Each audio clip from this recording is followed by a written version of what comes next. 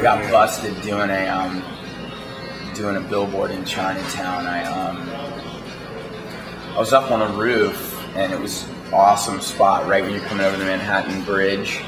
It's like right level with a bridge, blank billboard, and I saw some little like crappy graffiti at the bottom of it, and I knew that there must be roof access. So went and I checked it out. There's no fire escape, and I figured there's got to be some way to get up there. So I went to one of the doors at the bottom. It's wide open, and stairway straight up to the roof. So I went up there, and this kid that went to Pratt had come along, and I had no idea that he even did graffiti or anything, but he was like, "Oh yeah, I'm gonna go up there and like catch a little piece on there too." And we're like, "All right, cool, whatever." And so we went up, and it just seemed like too easy, too good to be true. And first spot of the night, and go up, and I put one of the 8-foot icons up there, and I'm finished. I'm just waiting for Ted, and all of a sudden I see flashlights coming up on the roof, and so from out of the doorway. So the billboard was really wide, and there are all these girders that went across the roof, so you couldn't like run across the roof really fast because they were about waist high. You had to either climb over them or like go under them, and so I knew it was the cops right away. So I went down the ladder on my side of the billboard, and they went to his side first. I don't think they saw me at first. And right at my side of the billboard was the edge of the roof, and then there was a balcony below it. So I just jumped over the side and like dangled down and dropped down to the balcony. And then it was a succession of 5 wrought iron balconies. And I just, tell her I'll call her right back. I just dropped from one balcony to the next, like swung down, and the cops were up on the roof. "Don't move, stop, don't move." And one guy gets over like the sergeant, he's like, "Don't move, I'm gonna fucking shoot you," and but I just kept going, and I dropped down, and I got down to the street, and I had to climb over a barbed wire fence, and as soon as I got over the fence and dropped to the other side, the backup car. By then, like, these 2 cops just jump out, and there's nowhere for me to run. I'm totally exhausted, and so I just gave myself up. But they tackled me and cuffed me, with me like face down on the street, and just start punching me, kneeing me in the back.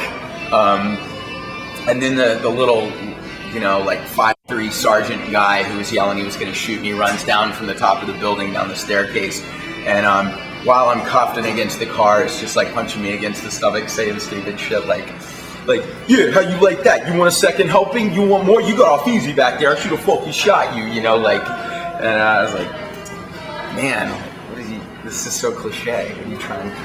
Are you going to sue them? Or? And no, because they didn't do enough damage. So then one cop hurt his knuckles punching me, cut his knuckles, and so they charged me with assault, felony assault, and burglary, trespassing, criminal mischief. They were just trying to pile it on as high as they could, just because I tried to get away.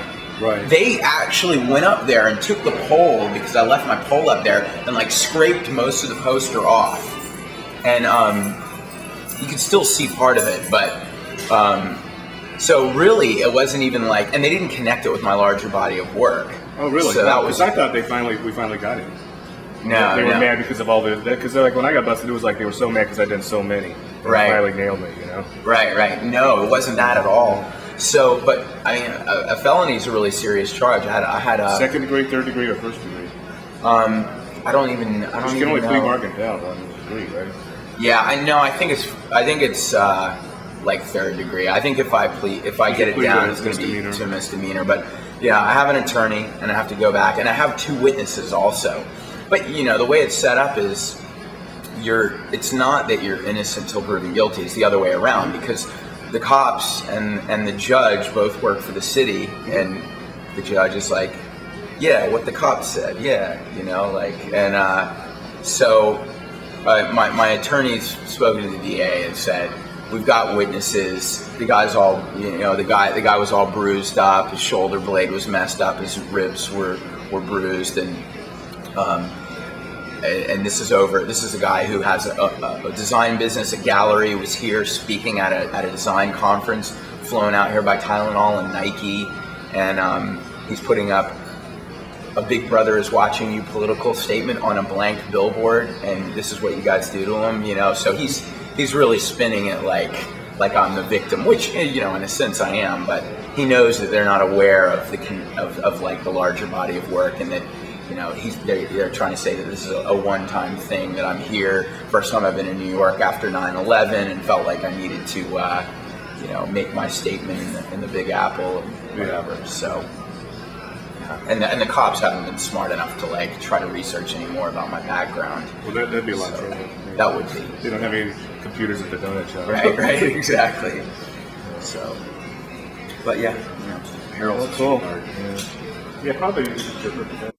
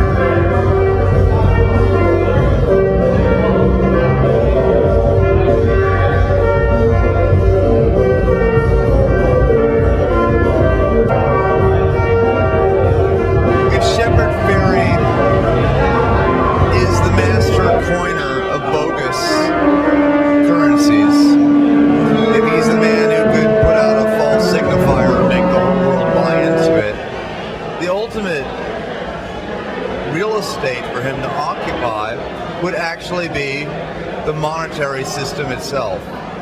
Because Shepard's interested in information, the conveying of information, and what it means or where meaning falls apart. And that's where what he does as a commercial artist and a fine artist kind of cross-wire each other. So if you think of any bill, a euro, a dollar, a peso, whatever you want, is that they have to embed so much information in there to authorize its legitimacy. Shepard has basically designed art as a monetary system in which you have to put so much visual information there, compress it so densely that you actually have to look at it this large, because when you see a bill itself, I don't know how your eyes are, but I can't make out much of that. But that's the kind of magnifying glass thing that, what is it, numismatics? No, it's like stamps, but whatever. It's like, you know, for people who really care about this stuff, it's like he's really worked on those ways, those subtle, discrete ways in which information is woven into a thing in a way which can't be bootlegged. But this is coming from the great bootlegger. It's like the guy has ripped like every famous movie in the world onto a CD, but somehow watermarked it so that you can't actually copy it yourself without people knowing.